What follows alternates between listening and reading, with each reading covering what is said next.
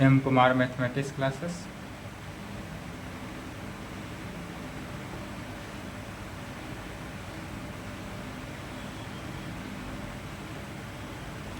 BSc part 3 session 21 से 24।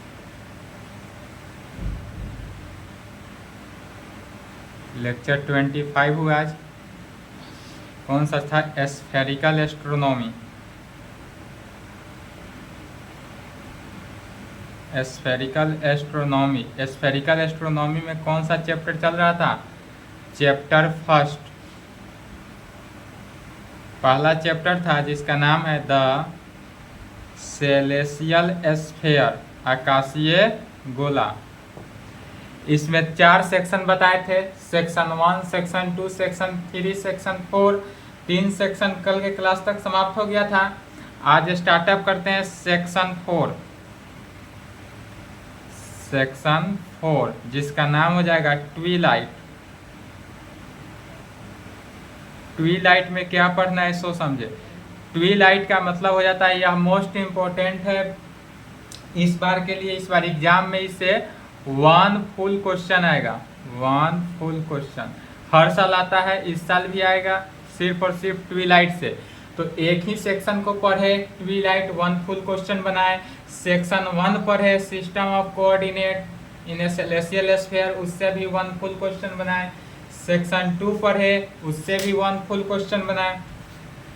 ठीक है, तो ट्विलाइट जो है, अब जितने भी सेलेसियल स्फीयर को लेंगे और जितना भी कार्य होगा वह सूर्यास्त होने के बाद और रात्रि होने से पहले का जो बीच का समय बचा उसी समय में कार्य होगा, या नहीं तो सूर्योदय होने के बाद और दिन होने से पहले का जो समय रहता है उसी समय की यहाँ पर क्या होगी, चर्चा होगी। तो चलिए इसको स्टार्टअप करते हैं। थ्योरम लिखेंगे। एक ही थ्योरम पढ़ना है। एक थ्योरम को 3 भागों में डिस्ट्रीब्यूट किया गया। थ्योरम 1 के 1 में कहेगा इस प्रकार, डिफाइन कहे, राइट, नोट ऑन कहे, जो कहे, इस बार भी एग्जाम में कहे तो बना कर आना है, छोड़ना नहीं है। Define Twilight. क्या करना है? ट्विलाइट को डिफाइन करना है। यह बिहार यूनिवर्सिटी कब कब पूछा है? डॉट 15, 17, 20, 22, 24 के लिए पढ़ कर जाना है।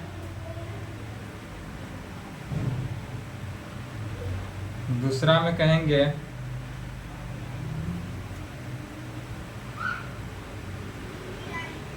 फाइंड द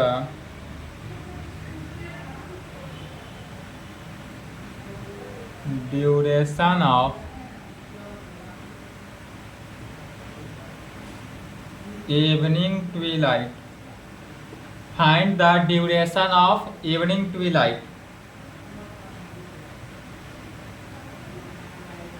डॉट 12, 14, 16, 18, 22, 24 के लिए इम्पोर्टेंट है।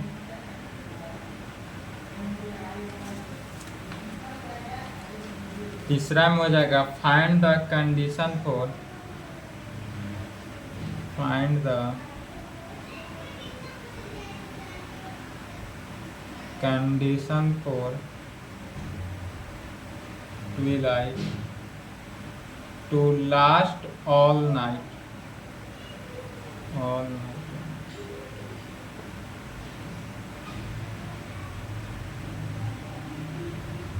14, 16, 18, 20।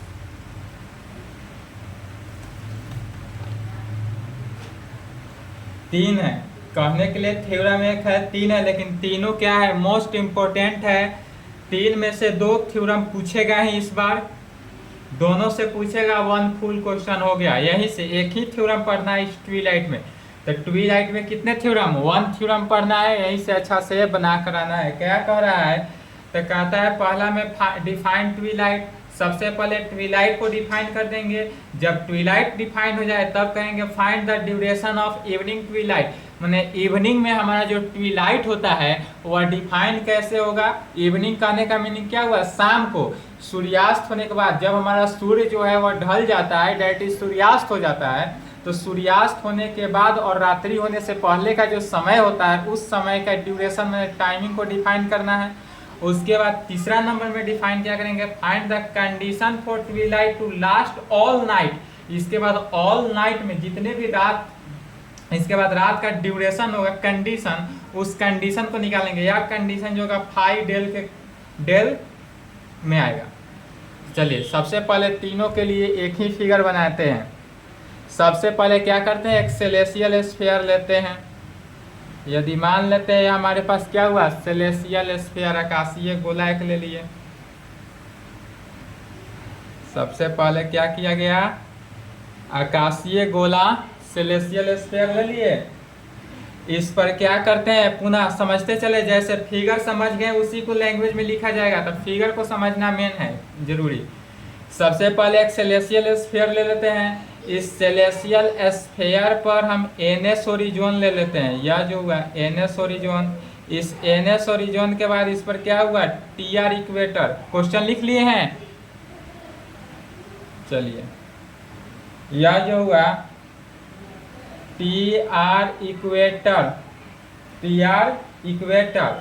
अब यह एनएस ओरिजोन और टीआर इक्वेटर के इंटरसेक्ट पॉइंट को डब्ल्यू वेस्ट कहते हैं, या तो जानते ही हैं। वेस्ट को डब्ल्यू से डिनोट करते हैं। टीआर इक्वेटर के पैरेलल एक लाइन लेते हैं। टीआर इक्वेटर के पैरेलल क्या होता है, एक लाइन लेते हैं जिसको एल एम लाइन मानते हैं, या एल एम मान लेते हैं। अब फिर एनएस होरिजोन, एनएस होरिजोन का पोल क्या है, जेनिथ जेड। एनएस होरिजोन का पोल जो हुआ वह जेनिथ जेड हुआ, और टीआर इक्वेटर का पोल क्या हुआ, पी हुआ।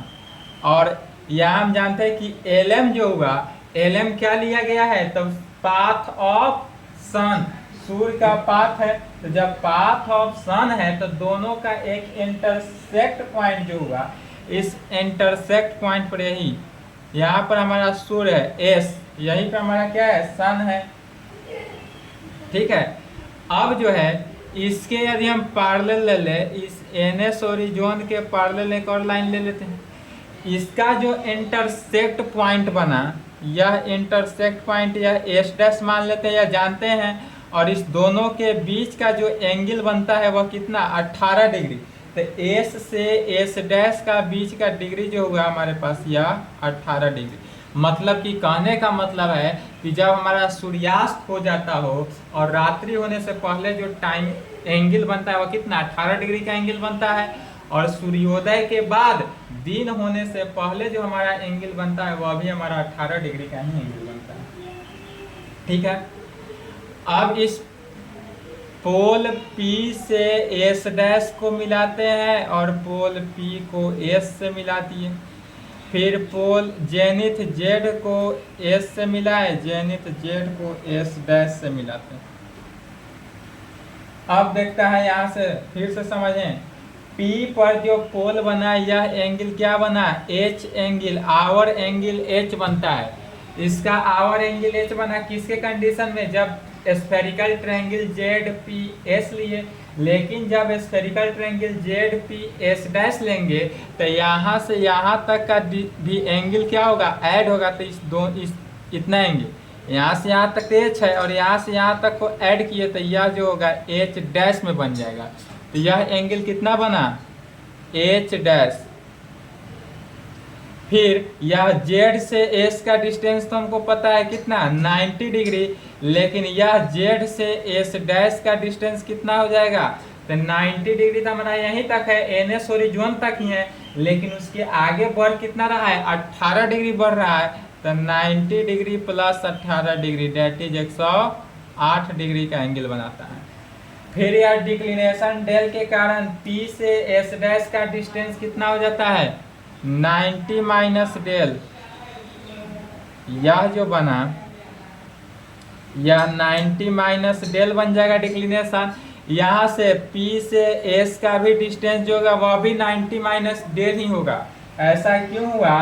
तो चूंकि देखेंगे, यदि कोई भी हम सेलेसियल स्फीयर लिए, कोई भी सेलेसियल स्फीयर लेते हैं, इस पे अगर हमारा कोई भी बॉडी इस प्रकार से मूव किया, तो यह मूव कर रहा है मैंने एक ही पाथ पर न जा रहा है, भले हमको दिख रहा है। जैसे यदि मान लेते हैं बीच में सेंटर यह हुआ, तो सेंटर से पूरे रेडियस क्या होता है? सेम रहता है, रेडियस में कोई चेंजिंग नहीं, इक्वल रेडियस रहता है। तो जब रेडियस इक्वल हुआ तो वही कंडीशन है कि यह सेंटर भले दिखने के लिए यहाँ से है क्या, कि यहाँ से यहाँ का जो वैल्यू होगा वही वैल्यू यहाँ से यहाँ का, यहाँ से यहाँ का सब क्या होता है? इक्वल होता है। इसके कारण यह भी 90 माइनस डेल ही हुआ, डिक्लिनेशन ही हुआ। फिर जानते हैं उसके बाद क्या जानते हैं? पीएन का जो डिस्टेंस होता है वह फाई होता है, और एनजेड का डिस्टेंस 90, तो पीजेड क्या हो जाता है? 90 माइनस फाई होता है। यह भी जानते ही हैं, इतना जानते हैं। फिगर अब समझ गए? चलिए फिगर बनाए, तो फिगर बनाए, इसी फिगर को अब लिखा जाएगा।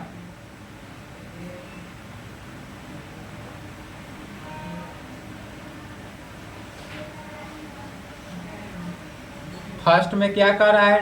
डिफाइन ट्विलाइट, ट्विलाइट को डिफाइन करना है।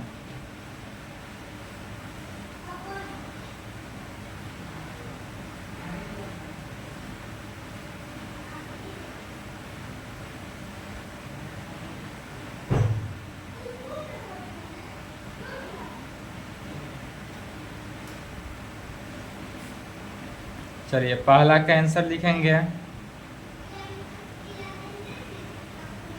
ट्विलाइट, इसी के बारे में कह रहा है। जो फिगर में बताए हैं, समझाए हैं, उसी को लिखा जा रहा है। In morning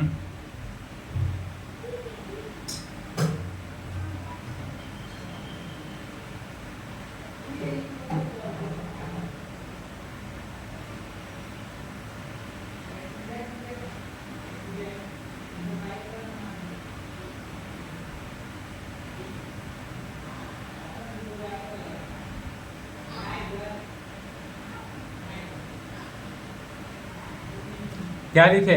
in morning we said at light rays are seen before sunrise. सूर्योदय से होने से पहले जो हमारे पास लाइट आता है, देखते होंगे जब आकाश में नहीं विश्वास होता, कल सुबह सूर्योदय से पहले जो आप लोग जगते नहीं होंगे कभी भी, फिर भी सूर्योदय से पहले जगना है। और सूर्योदय से पहले छत पे, बालकनी में, जहाँ हो, ग्राउंड में, पिच पर जाना है। क्लियरली नाइट में, सॉरी, क्लियरली आसमान में खुले नाइट से अच्छे से देखना है कि सूर्योदय होने से पहले जो हमारे पास सूर्या लाइट सन फैलता है। देखेंगे कि सूर्योदय का टाइम यदि 6 बजे है, तो उससे 8 मिनट पहले ही हमको क्या मिल जाता है? रोशनी मिल जाता है, और सुबह लगने लगता है कि हाँ वहाँ से सूर्य का किरण आ रहा है, लेकिन वास्तव में सूर्योदय हुआ नहीं रहता है। वही बात कर रहे हैं।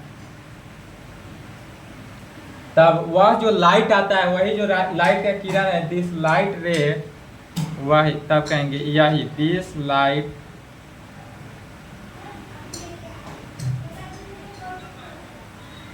रे are called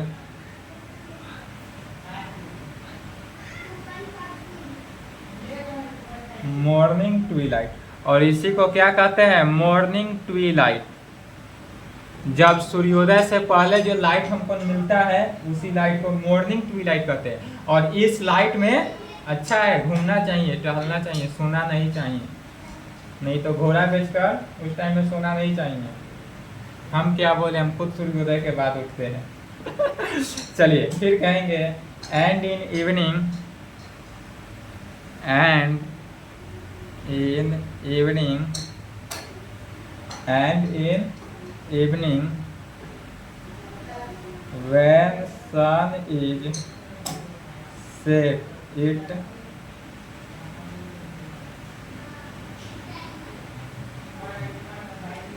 does not become dark. Light rays are seen in sky, sky माने क्या होता है? आकाश। दिस लाइट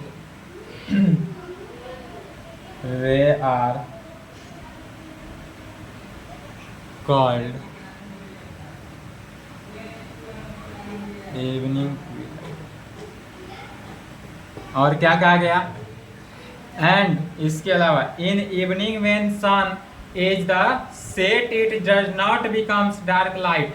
जब हमारा सूर्यास्त, आज ही देख लेंगे, जब सूर्यास्त होता है, सूरज जब ढलता है, तो सूर्य ढलने के बाद, सूरज के ढलने के बाद हमको रेड लाइट आता है डार्क में। कैसा आता है? डार्क लाइट आता है। डार्क लाइट का किरणें आते हैं, रेज मैंने होता है किरणें। तो डार्क लाइट का जो किरणें हमको मिलता है उसी को देखा जाता है स्काई माने आकाश में। तो शाम को आकाश में ध्यान देना है, सुबह वाला तो नहीं दे सकते हैं क्योंकि सोए हुए रहते हैं। तो कोई बात नहीं, शाम का भी ऑप्शन है, या कहीं शाम को किसी से मिलने का प्लान बनाया होइएगा तो ठीक है, मिलने का 1 दिन होगा, तीसरे दिन देख लेना है। तो क्या होता है कि जब हमारा इवनिंग में टाइम है, इवनिंग में सूर्यास्त होने के बाद और रात्रि होने से पहले जो हमारे आकाश में डार्क लाइटें का किरणें निकलती हैं, ध्यान देंगे आप, आज ही दे या आज कहीं मिलने का प्रोग्राम हो तो कल दे, जब टाइम हो तब दे, लेकिन ध्यान देंगे कि सूर्यास्त होने के बाद हमारे पास डार्क लाइट का क्या निकलता है? किरणें निकलता है, जिसे आकाश में देखा जाता है। ठीक है, और यह जो प्रक्रिया होता है, इसी प्रक्रिया को क्या कहते हैं? Evening twilight. और यह हमारा क्या कहलाता है? Evening Twilight. तब कहेंगे, लिख लिए, साथ साथ लिखते रहें। अब कहेंगे evening twilight is formed, evening twilight is formed when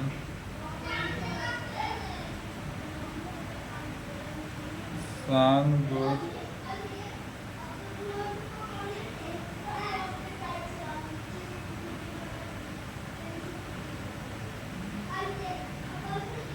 from horizon to 18 degree below the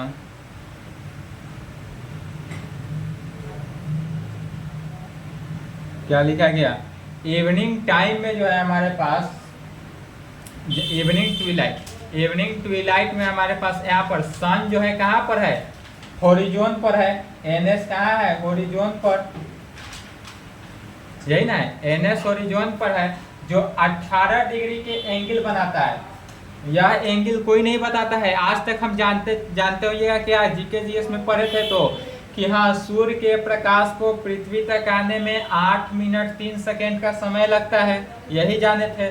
सूर्य से पृथ्वी का डिस्टेंस जानते हैं, प्रकाश के लाइट का चाल जानते हैं, प्रकाश का स्पीड जानते हैं, सूर्य का स्पीड जानते हैं, पृथ्वी का स्पीड जानते हैं, पृथ्वी का व्यास जानते हैं, ये सब तो जानते हैं। लेकिन ये नहीं जाने होंगे कि हाँ, सूर्य का प्रकाश जब इवनिंग में किरणें पड़ती है तब हमारा एंगल जो बनाता है वो 18 डिग्री, यही मैथमेटिक्स है कि वहाँ एंगल का मेजरमेंट कर रहा है। और फिगर यही हुआ, यही हमारा सूरज हुआ।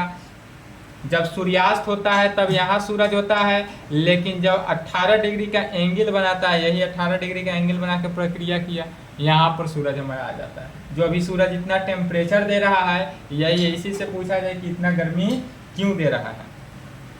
हाँ, तो एंड इसी में कहेंगे and evening Twilight and when sun goes beyond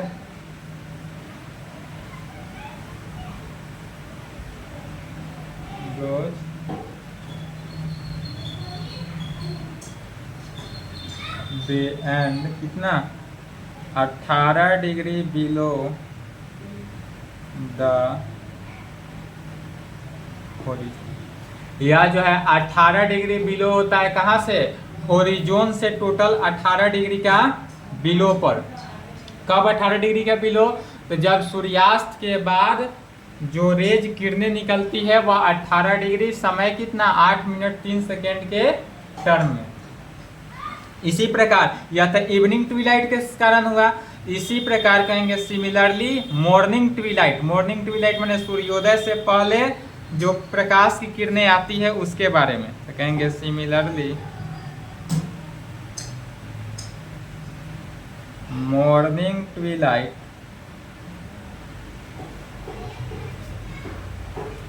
form when to the horizon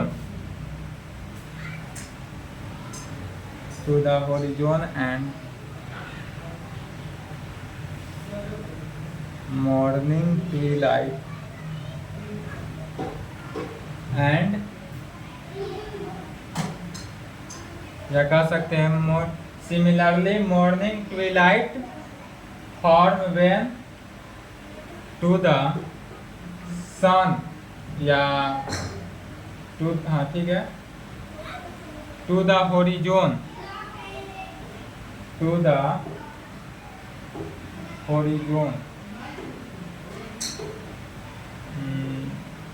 when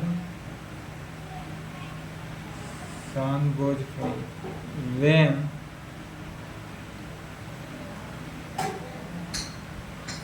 sun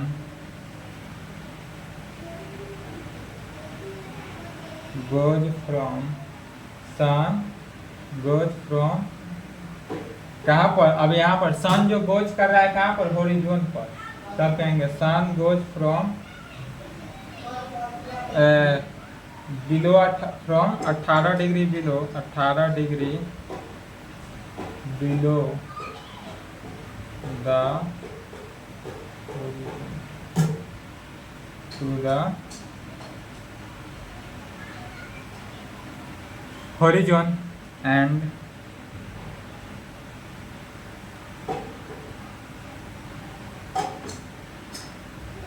morning twilight सुबह का ट्विलाइट जो होगा, morning twilight and when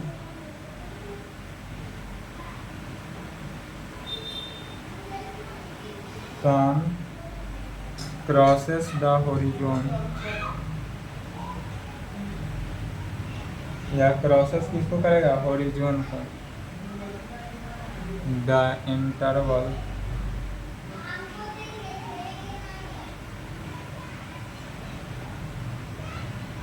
time to move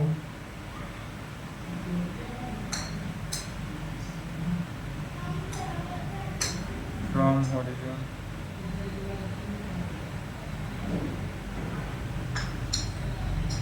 to 18 degree below and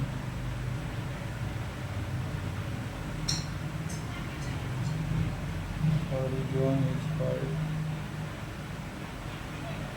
और इसी को क्या कहते हैं, duration of evening twilight is called duration of evening Twilight. यह जो ट्विलाइट हुआ कैसा, तो ड्यूरेशन ऑफ इवनिंग ट्विलाइट।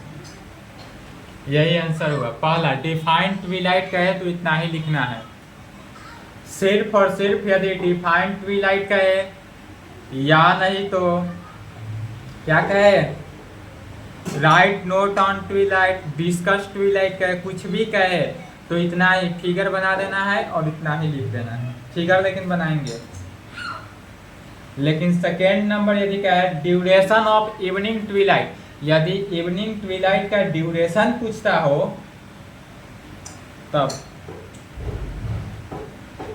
लिख लिए ना।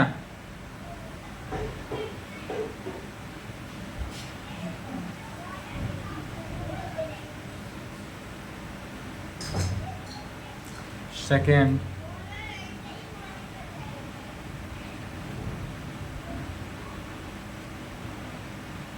Duration of evening Twilight,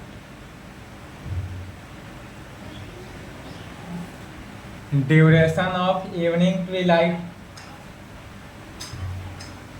let LM be the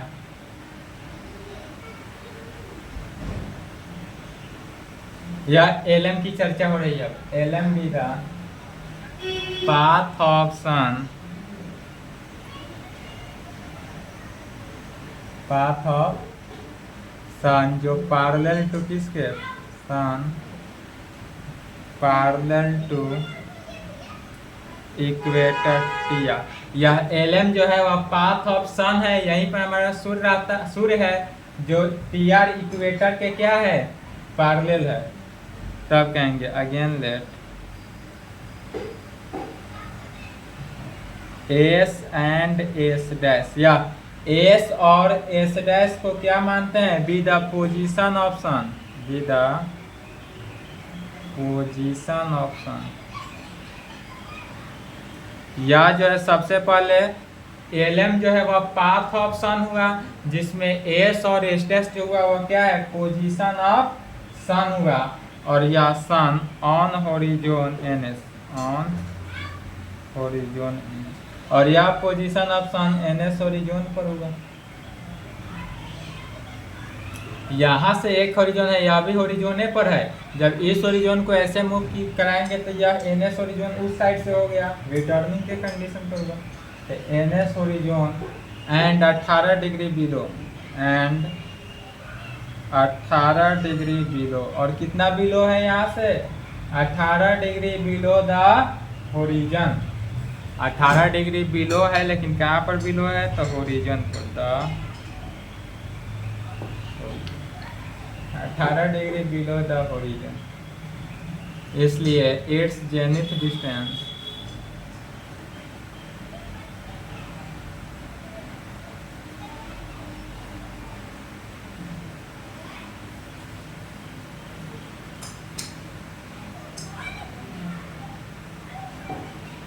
इसलिए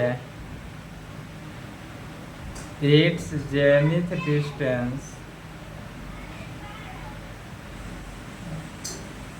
इसलिए इट्स जेनिथ डिस्टेंस, हमारा जेनिथ डिस्टेंस क्या हो गया, तो जेड है, यहाँ से देखें जेड से एस, जेनिथ डिस्टेंस क्या हो जाएगा, 90 डिग्री। तो जेड एस का वैल्यू 90 डिग्री, और जेड एस डैश क्या हो जाएगा, 90 plus 18 degree.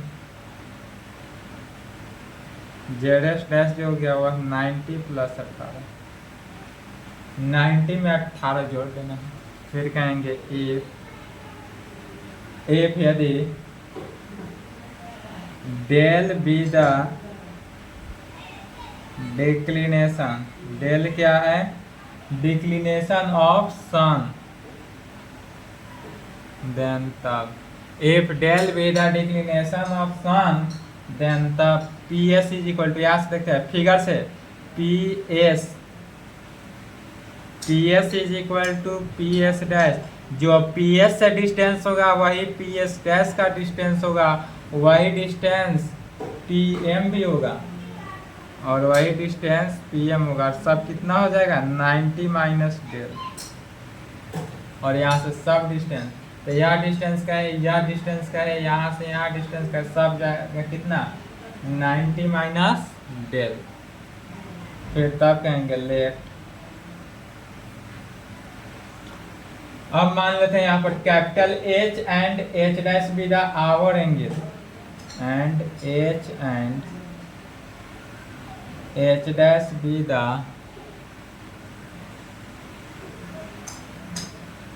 Our angle of sun at position S and S dash. क्या कहेंगे, let H and H dash be the hour angle of sun at position S and S dash respectively, respectively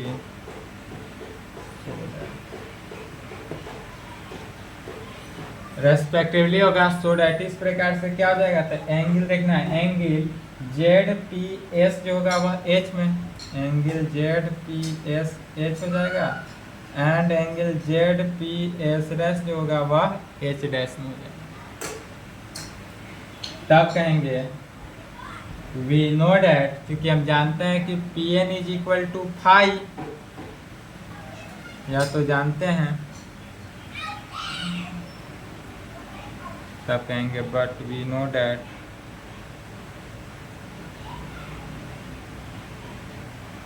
क्या जानते हैं, तब P N is equal to 5, this implied P Z is equal to 90 - 5। P Z का value 90 - 5 हो जाएगा। The interval of time to move, the interval of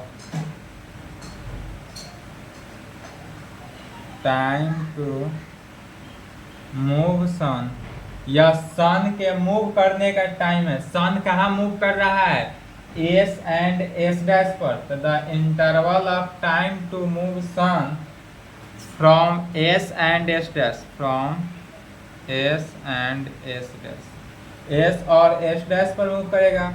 और is called, इसी का नाम क्या हो जाता है, duration of evening twilight, is called duration of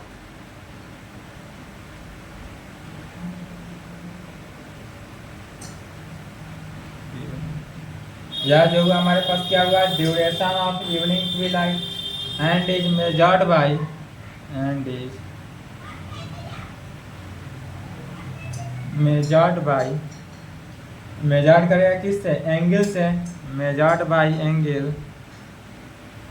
कौन सा एंगल, यहाँ से देखेंगे, या जो एंगल मेजर्ड करेगा S P S dash angle से मेजर्ड, यही एंगल यहाँ से यहाँ तक, angle S P S dash at कहाँ पर, P, S P S dash जो होगा एट पी पर। इसलिए हमारा पास क्या निकल जाएगा, duration of evening twilight is,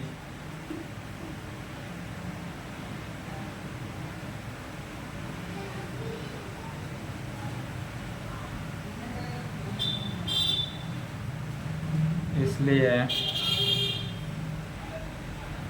duration of evening, तो duration of evening twilight is equal to क्या निकला, तो एंगल, ध्यान से देखना है, समझना है फिर से, angle S P S dash, angle S P S dash हुआ, angle S P S dash को, एस पी एस डैश को हम इस प्रकार से लिख सकते हैं, angle Z P S dash minus Z P S में, तब यह एंगल निकल जाएगा टोटल। तो angle S P S dash को लिख दिया गया है angle Z P S dash minus Z P S में, और जेड पी एस डैश तो अभी निकला हुआ ही है, यहाँ से एस डैश, और जेड पी एस एच हो गया, डेट इज यह कितना हो गया, एच डैश माइनस एच में, इसको इक्वेशन 1 मान लो, एच डैश माइनस एच में निकल गया। अब क्या करना है, एच डैश और एच का वैल्यू निकाल लेना है और इसमें इक्वेशन 1 में रख देना है, आंसर आ गया। Now we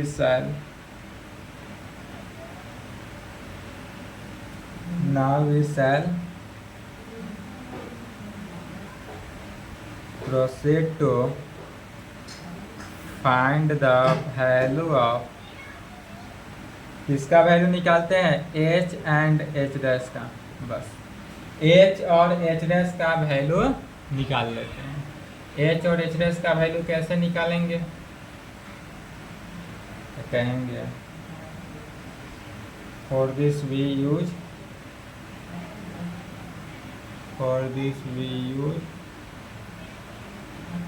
कोसाइन,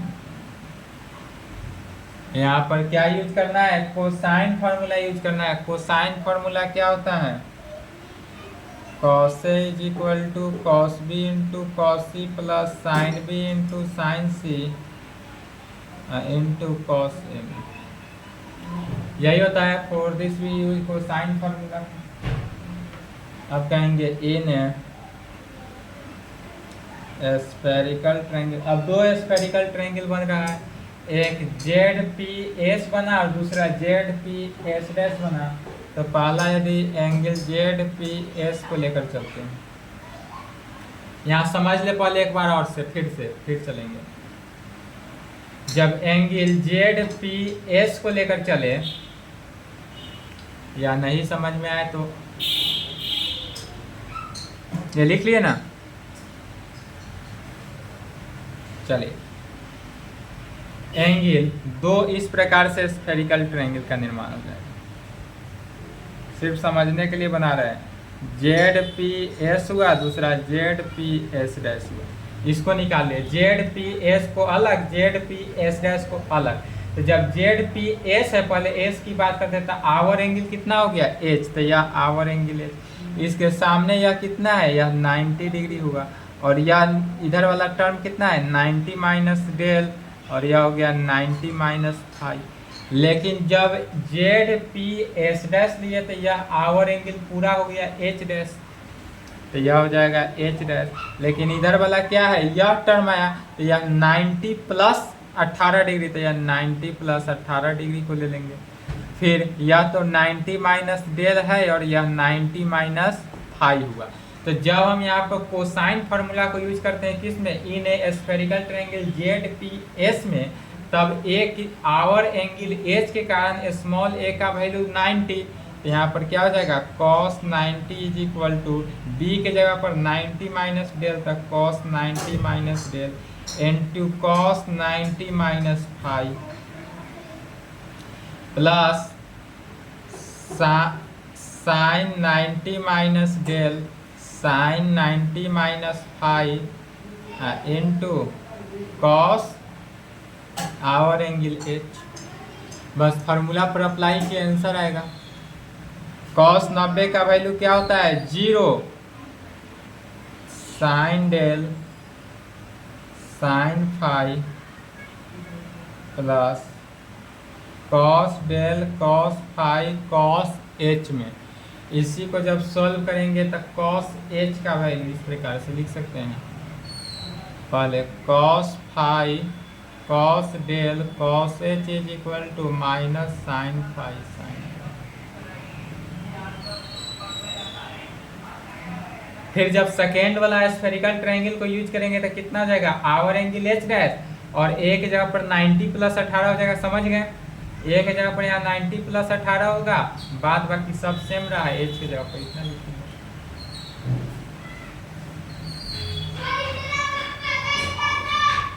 अर्थात cos h is equal to minus sine five sine del divided by cos five cos del. cos h is equal to minus tan five tan del. यहाँ पर रखेंगे sine five by cos five tan five और sine del by cos del tan del. इसलिए यहाँ से h का value निकल गया कितना, इसलिए h is equal to cos inverse minus tan five tan del. इसको इक्वेशन 2 मान लेते हैं। फिर कहेंगे again we use cosine formula, यही कोसाइन फार्मूला यूज कर देना है in spherical triangle Z P S dash में। Again we use cosine formula in a spherical triangle. कौन सा स्फेरिकल ट्रायंगल था Z P S dash, Z P S dash. तो इससे एच डैश का वैल्यू निकलेगा, एच डैश का जब वैल्यू निकल जाएगा तो इस इक्वेशन 1 में पुट कर देना है। लेफ्ट में क्या हो गया ड्यूरेशन ऑफ इवनिंग ट्विलाइट, और राइट में एच डैश माइनस एच याद रहेगा, बस इसी को पुट करेंगे एच डैश माइनस एच। इसका लेफ्ट हैंड साइड में क्या हो जाएगा सो देखना है, cos 90 plus 18 degree cos 90 minus del cos 90 minus five sine 90 minus del sine 90 minus five cos H dash, cos H dash hour angle H dash हो गया। फिर कॉस 90 प्लस सेकेंड क्वाड्रेंट में कॉस निगेटिव चेंज हो गया तो यह हो जाएगा minus sine 18। Sine del sine phi, cos del cos phi cos phi cos del cos H dash का वैल्यू क्या हो गया, तो माइनस साइन 18 डिग्री तो है ही, इसको भी लेफ्ट में ले लिए तो माइनस साइन फाई को पहले लिख लेते हैं, साइन डेल को बाद, अर्थात cos H dash is equal to क्या हो गया, माइनस यदि ऊपर से कॉमन ले लेंगे तो sine 18 plus sine phi sine del divided by cos phi cos del. इसीलिए एच डैश यहाँ से निकल गया तो H dash is equal to cos inverse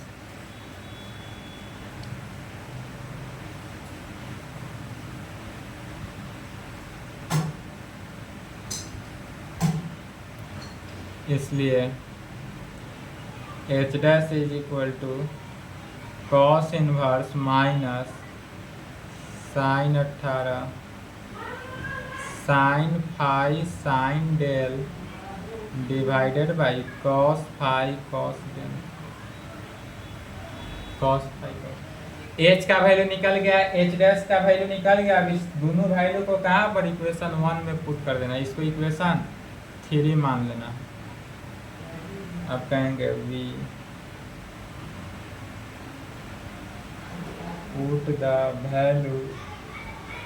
put the values from 2 and 3 in first। Left hand side क्या आएगा, duration of evening time Twilight,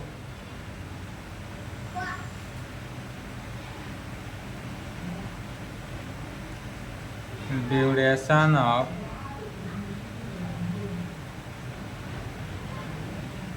यही था left hand side, duration of evening twilight is equal to H dash minus H, तो H dash पहले इसको लिखेंगे बाद में माइनस इसको लिखना है।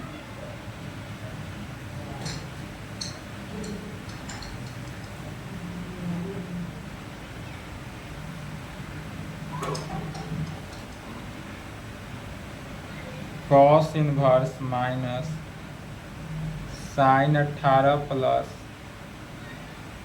Sign phi sine del cos phi cos del, अब minus cos inverse minus tan phi tan del, cos inverse tan phi tan del, यही हुआ आंसर। यही हमारे पास क्या हुआ, ड्यूरेशन ऑफ इवनिंग ट्विलाइट। यदि ड्यूरेशन ऑफ इवनिंग ट्विलाइट का है तो यही अप्लाई होगा। अब प्रूफ नहीं करेंगे, डायरेक्ट इसको अप्लाई कर लेंगे। इसके बाद एक और क्वेश्चन था इसी में, तीसरा नंबर क्या था, the condition for Twilight last all the night के लिए। तो तीसरा नंबर है तो कैसे सॉल्व करेंगे। थर्ड में क्या था, द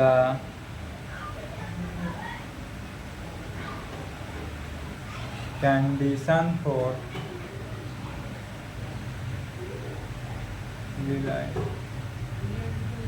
last all the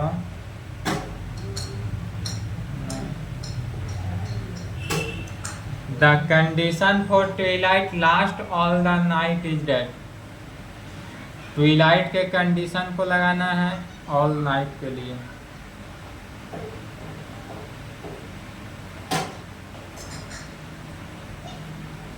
तो क्या जानते हैं, फ्रॉम द फिगर, फिगर में देखना है, फिगर से यहाँ से एन एम, यह एन है, एन से एम को देखना है। तो एन एम जो हुआ वह क्या है, 18 डिग्री का एंगल बना रहा है। यहाँ से या तो सन हमारा यहीं तक रहा, तो यहाँ से इस प्रकार हॉरिजॉन पर मूव, तो यहाँ से यहाँ तक हमारा 18 डिग्री का एंगल बनाया। लेकिन यह एन एम अगर बात करें तो यह 18 डिग्री से ज़्यादा हो गया, तो एन एम जो है 18 से ग्रेटर हो जाएगा। तो कहेंगे एन एम जो हुआ वह ग्रेटर देन 18 डिग्री, या एन एम लेस देन 18 डिग्री। एन एम जो हुआ 18 डिग्री से क्या है, छोटा है। फिर इस एन को हम लिख सकते हैं PM माइनस PN। एन को हम लिख सकते हैं ना PM माइनस PN, तो एन को हम लिखेंगे PM माइनस PN, और यह भी लेस देन 18 डिग्री।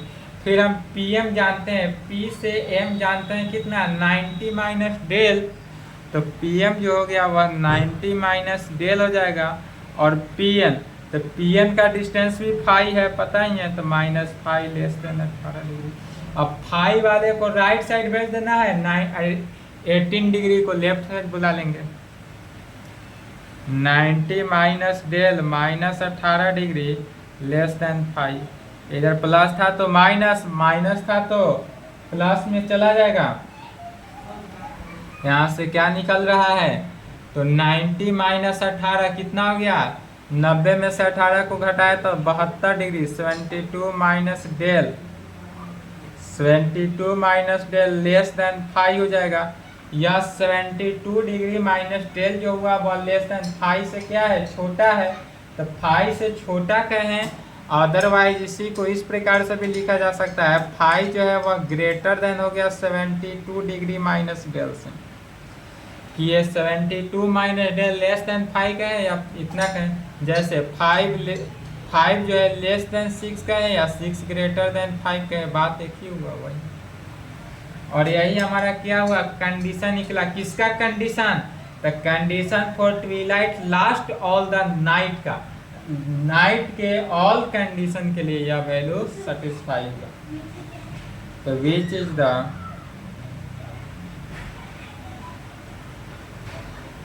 रिक्वायर्ड,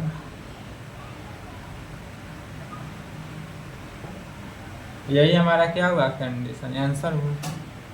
चलिए यहाँ तक कंप्लीट करेंगे, इसके आगे जो होगा वह प्रॉब्लम है। इसी थ्योरम को, एक ही थ्योरम था, एक ही थ्योरम को अच्छे से पढ़ लेना है, और यही एग्जाम के लिए मोस्ट इम्पोर्टेंट है, इसी से आएगा एग्जाम में। इसके आगे जो हो गया वह प्रॉब्लम है, एक क्लास में प्रॉब्लम भी समाप्त हो जाएगा, क्योंकि 2 ही प्रॉब्लम है, ठीक है। नेक्स्ट क्लास में ट्विलाइट जो है समाप्त हो जाएगा, उसके बाद एक और चैप्टर बचेगा नेक्स्ट, ठीक है। तो चलिए यहाँ तक कंप्लीट करें, इसके आगे नेक्स्ट क्लास में देखा जाएगा। नेक्स्ट क्लास में क्या चलेगा, प्रॉब्लम चलेगा, प्रॉब्लम।